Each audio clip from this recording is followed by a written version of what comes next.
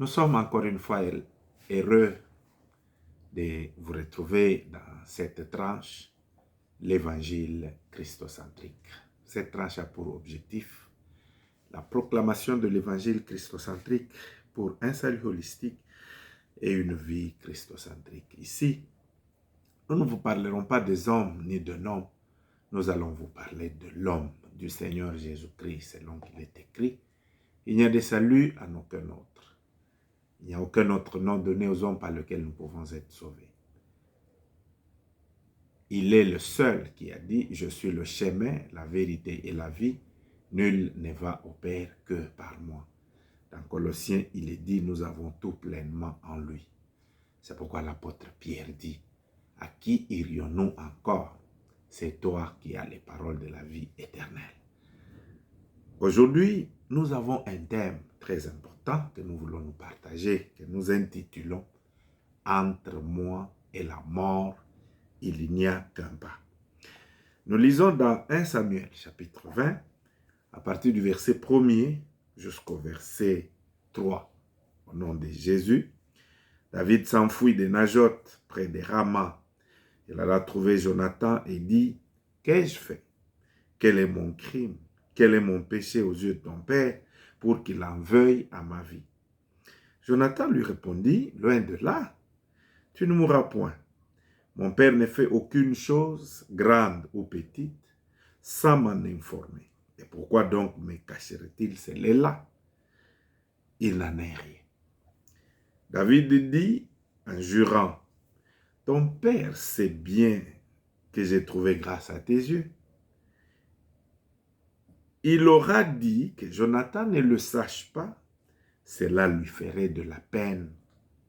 Mais l'Éternel est vivant et ton âme est vivante. Il n'y a qu'un pas entre moi et la mort. Mes amis, frères et sœurs, parler de la mort, c'est un thème qui est très rare dans les églises. On ne parle pas de la mort. Ou on ne parle que très difficilement de la mort. Et si vous, en tant que prédicateur, on vous invite dans une église et vous donnez comme thème, nous voulons parler de la mort, les gens seront froids. Les autres peuvent même estimer que tu as les esprits des morts qui t'animent. Je doute fort qu'on va t'inviter encore une fois dans cette église. Et pourtant, la mort est une réalité à laquelle personne n'échappe. Lorsque nous sommes dans des cimetières, surtout lorsque nous allons enterrer les gens, vous trouverez que, vous constaterez que premièrement, c'est loin de vos maisons. Deuxièmement, il n'y a que des tombes. Troisièmement, sur ces tombes, il n'y a que deux mentions. Premièrement, la date de naissance et aussi la date de décès. On ne parle pas des études faites. On ne parle pas de l'état civil. On ne parle pas de la beauté ou de la laideur. On ne parle pas de la richesse ou de la pauvreté. On ne parle pas des postes qu'on a occupés, très élevés ou moins élevés. On donne seulement la date de la naissance et aussi la date de la mort. S'ils sont gentils, ils ajoutent RIP, Rest in Peace, ou que ton âme repose en paix. Ça veut dire, toute personne peut mourir, quel que soit l'âge. La mort est une réalité qui échappe à tout le monde, à laquelle personne n'échappe. Vous voyez? Et la Bible même dit que c'est le rendez-vous de plusieurs. Pendant que nous parlons, je veux que tu penses à des personnes que tu aimais beaucoup, qui sont déjà morts. Les autres sont morts avant même d'atteindre votre âge. Un jour, nous sommes au cimetière, j'ai vu la tombe d'une personne qui portait exactement mon nom. Je dis, ah bon? Et cet homme était moins âgé de loin que moi. Donc, toute personne peut mourir. Personne n'échappe à la mort. L'autre aspect est que la mort ne respecte ni le programme, ni les projets, ni l'argent, ni la beauté, ni quoi que ce soit. Il y a quelqu'un qui est mort 2 jours avant son mariage. Donc, il n'avait jamais pensé qu'il mourra, mais il est mort quand même. Vous voyez. Bon, malgré toutes ces choses, il y a d'autres personnes d'ailleurs qui, quand quelqu'un meurt, ils se permettent de juger Dieu. Ils trouvent que Dieu est injuste d'avoir permis la mort d'une personne comme celle-là, surtout ceux qui sont serviteurs de Dieu ou chrétiens. Non. Dieu, en envoyant l'homme sur la terre, il lui a dit, tu es poussière et tu retourneras à la poussière. Donc, c'est comme ça. Alors, il y a d'autres personnes qui disent qu'il est écrit dans les psaumes, je ne mourrai pas, je vivrai, j'annoncerai les œuvres de l'Éternel. Il estime que ça, c'est la foi qu'il a. Très bien. Mais cette personne qui a dit comme ça est morte quand même. En réalité, ce n'est pas du tout la foi. C'est la peur de la mort à cause de l'attachement que nous avons pour ce monde, pour cette vie présente, mais aussi et surtout à cause des personnes qui nous aiment ou que nous aimons. Nous ne voulons pas nous séparer d'eux, parce que la mort, c'est aussi la séparation. Bien-aimés dans le Seigneur, malgré toutes ces considérations, elle ne pardonne pas, elle est là. Et j'aimerais, sans vouloir vous souhaiter la mort, te dire que ne sois pas toujours très heureux ou très pressé de dire « Dieu m'a ajouté une année de plus ». Non, il faut dire « Dieu vient de m'enlever une année » ou « Je viens de consommer une année dans celle qui me reste à vivre ». Dans le texte que nous venons de lire, il y a Jonathan et il y a David. Ces deux personnes ont deux visions différentes de la mort. Jonathan, il dit que non, mon père, parce que c'est son père, Saül, qui voulait tuer David. On peut comprendre dans le sens que la vie ou la mort de David était entre les mains de Saül, comme ta vie ou ta mort est entre les mains de l'Éternel. Alors Jonathan dit, non, mon père ne peut pas te tuer, tu ne mourras pas. D'ailleurs, si mon père veut te tuer, il ne peut pas me cacher, il va me le dire. Mes amis, c'est une erreur.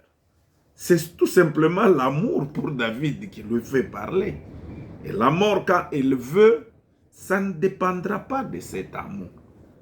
Et Dieu n'est pas obligé de nous informer si quelqu'un doit mourir, parce qu'il sait que ça vous fera mal. Je connais un roi à qui Dieu a dit que mets de l'ordre dans ta maison car tu mourras.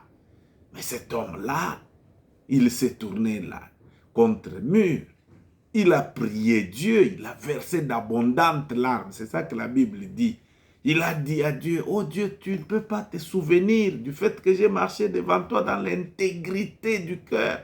J'ai restauré le culte. Aujourd'hui, on t'adore dans le temple là, grâce à mes actions. Et la façon dont tu trouves à me récompenser, c'est de me dire que je vais mourir. Je t'ai fait quoi? Tu dis, ah bon? Bon, le prophète va lui dire que je lui ajoute 15 ans. Comme pour dire que Dieu était obligé de lui donner la vie à cause de ça. Non. Le psalmiste dit, avant que je sois conçu, les nombres des jours qui m'étaient destinés sont connus de toi. Tu vois un peu. Ça défilait devant toi. Donc Dieu seul connaît le nombre des jours qu'il nous a destinés. S'il décide, il va nous prendre. Ça ne dépend ni de notre amour Il n'est pas obligé de nous informer. C'est pourquoi plusieurs personnes croient à la mort, mais la mort d'une autre personne, pas sa propre mort quand même. Très bien. Mais il y a à côté de cela la vision de David. J'aime beaucoup cette vision. David dit non. Dieu, ton père n'est pas obligé de t'informer s'il veut me tuer parce qu'il sait que tu m'aimes. Il sait que s'il te le dit, ça te fera mal. Oui, c'est vrai. La mort, ça fait mal aux personnes qui nous aiment. Alors c'est pourquoi Dieu ne nous informe pas. Mais David dit, selon ma propre vision, entre moi et la mort, il n'y a qu'un pas. En d'autres termes, tous les jours qui passent quand je marche, je suis conscient qu'elle peut m'atteindre à tout moment. Mes frères, ceux qui nous ont précédés, nous connaissons peut-être de quoi ils sont morts. Mais nous, on ne sait ni le jour, ni l'heure, ni dans quelles circonstances nous allons mourir. C'est pourquoi le but de ce message est que nous ne puissions pas vivre sur la terre comme si nous étions éternels. Nous ne puissions pas vivre dans ce monde comme si la vie dépend de nous-mêmes. Non. Que nous puissions nous poser toujours cette question. Si ça m'arrive de mourir aujourd'hui, où est-ce que je vais partir? C'est la question la plus importante. Si on vit dans ce sens, non seulement qu'on va être prêt à tout moment, mais aussi et surtout, on va exploiter les jours qui nous restent à vivre pour nous consacrer à Dieu et servir celui qui nous a envoyés dans ce monde. Parce que c'est lui qui nous a créés, c'est lui qui nous a envoyés dans ce monde et il nous a envoyés pour un but. La question que nous devons nous poser, c'est celle-ci. Si je meurs aujourd'hui, où est-ce que je partirai? Mes frères et sœurs, prenons l'exemple dans la Bible, dans Luc chapitre 16, on nous relate l'histoire de deux personnes. Ici, il y a, alors que de l'autre côté, il y en avait deux, ici, on nous parle aussi des deux. Nous sommes au chapitre 16, au verset 19. La Bible dit, c'est une longue histoire. Hein? Il y avait un homme riche vêtu de pourpre et de fin lin, mais je vous épargne de la lecture que je vous recommande d'aller lire. Nous allons lire que quelques versets. Verset 22, il dit, « Le pauvre mourut, il fut porté par les anges dans le sein d'Abraham. Le riche mourut aussi et fut enseveli. Dans le séjour des morts, il leva les yeux et tandis qu'il était en proie au tourment, il vit loin Abraham et Lazare dans son sein.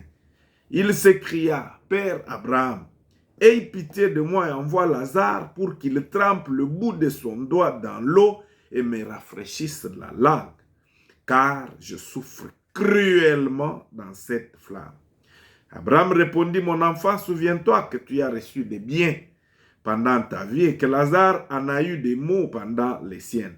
Maintenant ici, il est consolé et toi tu souffres. D'ailleurs, il y a entre nous et vous un grand abîme, afin que ceux qui voudraient passer d'ici vers vous et de là vers nous ne puissent le faire. » Le riche dit, « Je te prie donc, Père Abraham, d'envoyer Lazare dans la maison de mon père, car j'ai 5 frères. C'est pour qu'il leur atteste ces choses, afin qu'ils ne viennent pas aussi dans ces lieux de tourment. » Abraham répondit, « Ils ont Moïse et les prophètes qui les écoutent. » Il dit, « Non, père d'Abraham, mais si quelqu'un de mort va vers eux, ils se repentiront. » Et Abraham lui dit, « S'ils n'écoutent pas Moïse et les prophètes, ils ne se laisseront pas persuader quand même quelqu'un de mort ressusciterait. » Nous avons deux cas ici, le cas du pauvre Lazare et de l'homme riche. Avant d'aller plus loin, j'aimerais préciser une chose importante ici. c'est que l'homme pauvre ici n'est pas allé dans le sein d'Abraham parce qu'il était pauvre, comme si la condition pour entrer dans le sein d'Abraham était la pauvreté. Non, la pauvreté, elle est dangereuse, qu'elle peut être dangereuse même pour la foi de celui qui en a des faibles. La pauvreté n'est pas une condition pour entrer au ciel. Parce qu'il y a des gens pauvres mais méchants. Des sorciers, des féticheurs sont généralement pauvres, même s'ils pensent qu'ils enrichissent des gens. Vous pensez qu'ils vont aller au ciel parce qu'eux, ils sont pauvres? Non. Il y a des sorciers ivrognes qui se perdent dans ça. Hein? Il y a des sentinelles. Des sentinelles. Sentinelles, c'est généralement les gens qu'on considère comme pauvres, non? Mais dans des cartons là, il se passe des choses. Beaucoup de sentinelles en ville qui gardent les bureaux. Ils transforment des fois ces bureaux-là en hôtels. Beaucoup de prostituées leur donnent l'argent, ils leur font passer derrière pour qu'ils commettent leur forfait. Et vous pensez que parce qu'ils sont pauvres, ils iront au ciel à cause de ça? Non. Deuxième chose, le riche n'est pas allé dans les lieux de tourment parce qu'il était riche. La richesse n'est pas un problème. Parce qu'il y a des riches qui connaissent Dieu. Il y a des riches qui sont humbles. Il y a des riches bons. Il y a des riches qui servent Dieu de tout leur cœur avec leur argent. Vous voyez? Alors, pourquoi le riche est allé dans les lieux de tourment et le pauvre a été accueilli dans le sein d'Abraham par les anges? Le problème est révélé dans ce passage, c'est que pendant qu'ils étaient dans le monde, sur la terre, Moïse et les prophètes prêchaient toujours la parole. Le pauvre, lui, il a accepté l'évangile. Il est mort, mais converti. Il a accepté l'évangile. Il s'est mis en ordre avec Dieu. Il craignait l'Éternel. Il a reçu le message qu'on le prêchait. Et comme conséquence, il est sauvé. Mais le riche, vous savez qu'il y a d'autres riches qui, eux, considèrent que aller à l'église, c'est une affaire des pauvres, des gens qui n'ont rien à voir. Et ils parlent de l'église avec beaucoup de mépris. Donc, malgré qu'on prêche la parole, il demeure impénétrable parce que la vérité, c'est qu'ils ne croient même pas que Dieu existe. Ils croient plus en l'argent qu'ils adorent, pour lequel ils sont prêts à tuer pour s'enrichir davantage. Mais quand cette personne meurt sans avoir reçu Christ, vous voulez qu'il aille où? Parce que la Bible dit, celui qui croira, il sera sauvé. Celui qui croira, riche ou pauvre, beau ou laid, élevé ou rabaissé, il sera sauvé. Mais celui qui ne croira pas, il sera condamné, riche ou pauvre. Alors, ces choses se sont accomplies. Ces gens se retrouvent dans deux coins différents. Le premier est accueilli par les anges, les choses qu'on lui prêchait. Là, il est allé vivre la vérité, la réalité de ces choses. Et le deuxième, comme lui, la religion, les choses de Dieu ne l'intéressaient pas, il s'est retrouvé dans les lieux des tourments. Mes amis, quel que soit ce que tu es, tu peux être célèbre comme tu veux, la mort t'atteindra un jour. Tu peux être serviteur de Dieu comme tu veux, un jour tu mourras. Alors la question est que tu iras où? Cet homme se retrouve effectivement dans les lieux des tourments. Il lève les yeux, il voit Lazare dans le sein d'Abraham. Écoutez ce qu'il dit. Père Abraham, dis, je te prie. Donc il a appris même de bonnes manières. Je te prie, envoie Lazare qu'il trempe les doigts dans l'eau pour me rafraîchir la langue, car je souffre beaucoup dans ces flammes. Oh, où sont parties de l'eau embouteillée, l'eau travaillée, l'eau traitée selon les normes de l'OMS? Où est partie cette eau-là? Et vous allez voir qu'il est comme en train de penser que s'il demandait même un verre, on ne va pas lui donner. C'est pourquoi il cherche qu'on trempe ne fût-ce que le bout du doigt dans l'eau pour lui rafraîchir la langue. Le père d'Abraham lui dit, mon fils, il est temps que tu comprennes que ceux qui sont là-bas ne peuvent plus venir ici. Quand on prêchait la bonne nouvelle, toi, tu n'écoutais pas, tu pensais que tu étais dans le bonheur. Maintenant, tu te retrouves aussi dans le malheur. Mais lui, il a cru à l'évangile, c'est pourquoi il est reçu dans le sein d'Abraham. Mais il faut que tu saches que ceux qui sont là-bas ne peuvent plus passer ici et ceux qui sont ici ne peuvent plus passer par là. C'est exactement comme ça. C'est ici le lieu que j'aimerais nous exhorter. Nous avons la possibilité de nous repentir et de faire ce qu'est la volonté de Dieu que pendant que nous vivons encore. Dès que c'est fini, vous êtes mort, ça ne se fera plus. On ne peut plus rien faire. Les choses resteront telles quelles. Il n'y a plus moyen de faire autrement. Il n'y a aucune chose qu'aucune personne peut faire pour changer cela. Nous avons la possibilité de prendre toute bonne décision que pendant que nous vivons encore. J'aime ce qu'on dit. Pendant que tu es vivant, tu fais de Dieu ce que tu veux. Tu peux le recevoir ou le rejeter. Mais il faut que tu saches que ta vie est entre ses mains. Si il retire le souffle de vie, en ce moment-là, c'est toi qui seras entre les mains de Dieu. En ce moment, c'est Dieu qui commande. Alors, l'homme riche, j'aime. Il s'est improvisé évangéliste. Il dit, Père Abraham, envoie Lazare qu'il aille dans ma famille, qu'il leur atteste ces choses afin qu'ils ne viennent pas souffrir ici où je suis. Mes amis, frères et sœurs, vous n'avez pas besoin de mourir pour le comprendre. Vous n'avez pas besoin que quelqu'un quitte de chez mort pour venir vous relater les choses. Non, il dit, ils ont Moïse et les prophètes. Ils ont l'évangile christocentrique qui leur est prêché. Ils ont des serviteurs de Dieu qui prêchent et dans des églises, et dans des deuils, et à la radio, et à la télé, et sur l'internet.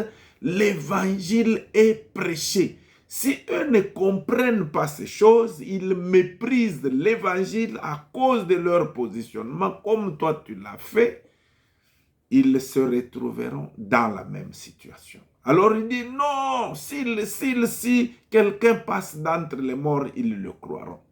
Est-ce qu'il n'y a pas eu des gens qui disent que tel est ressuscité d'entre les morts, qui est en train d'expliquer les choses, en train de rendre témoignage que Dieu l'a retourné en vie? Est-ce que tout le monde s'est converti pour ça? Non. Bien-aimés dans le Seigneur, nous avons la possibilité de mettre notre vie en ordre que pendant que nous vivons encore, parce que nous ne savons pas ce qui peut arriver. Nous sommes dans le monde où il y a des assassinats. Nous sommes dans le monde où il y a des accidents. Nous sommes dans le monde où il y a des empoisonnements. Nous sommes dans le monde où il y a des morts subites. Tu peux être comme tu es là, tu ne sais pas si tu y es comment. Tu dors pour ne pas te réveiller. Si cela arrive, qu'est-ce qui se passera? Tu es perdu pour toujours. Mais c'est pourquoi, mon ami, pendant que tu vis encore, tu dois prendre la décision de donner ta vie à Christ pour être sauvé. Vous savez, dans Romains chapitre 2, on est en train de nous expliquer quelque chose de très important. Parce qu'il y a des gens qui croient que Dieu Dieu n'existe même pas. Ils vivent comme s'ils se sont créés eux-mêmes. Verset 4, chapitre 2, verset 4, il dit, « Où méprises-tu les richesses de la bonté, de sa patience et de sa longanimité, ne reconnaissant pas que les bontés de Dieu te poussent à la repentance. Mais par ton endurcissement et ton cœur impénitent, tu amasses un trésor de colère pour le jour de la colère et de la manifestation du juste jugement de Dieu. » Oh, toutes ces choses auxquelles tu es attaché resteront. Fais un tour à la morgue. Tu vas voir comment on traite les corps ici. Tu vas voir que la vie dans ce monde n'est que vanité. Il ne faut pas que tu dises je vais le vivre pour le comprendre parce que ça sera trop tard. Tout restera. La femme, les femmes resteront. Les biens resteront. Tout, même des beaux habits, ça restera. Même tes jolis souliers, là, on ne te les mettra pas. Même de l'argent, on ne met pas l'argent dans le cercueil. On te dépose seul. Tout le monde rentre à la maison et il commence à t'oublier. Donc, dès qu'on t'a déjà enterré, d'ailleurs, tu as déjà vu comment les gens sont pressés pour t'enterrer. Si on traîne, un jour je prêchais dans les deuils, vous allez voir comme si les gens sont en train de... Pasteur, termine vite, parce qu'ils veulent te jeter dans les trous. Et après, dès qu'ils t'ont jeté dans les trous, ils te tournent le dos. Le processus de l'oubli commence. Après une année, on t'a oublié. On ne parle plus de toi. Même ceux qui te pleuraient là, te pleurent plus. Alors pourquoi on s'attache à ces mondes? Pourquoi on s'attache à cette vie en oubliant celui qui nous l'a donné? Il est écrit, prépare-toi à rencontrer le Seigneur. Ceux qui sont morts ne sont pas plus méchants que toi. Ne sont pas plus méchants. Ce sont des hommes comme toi et moi. Un jour, ça peut t'arriver. Un jour, ça peut m'arriver. Alors, au lieu que ça te surprenne, prépare-toi à rencontrer ton Dieu. Malheureux sont ceux qui sont même déjà en Christ, mais qui continuent à vivre en désordre. Non, ça peut arriver à tout moment. Si ça t'arrive aujourd'hui, où tu iras? Il est écrit dans la Bible, aujourd'hui, si vous entendez sa voix, n'endurcissez pas vos cœurs. Que Dieu vous bénisse.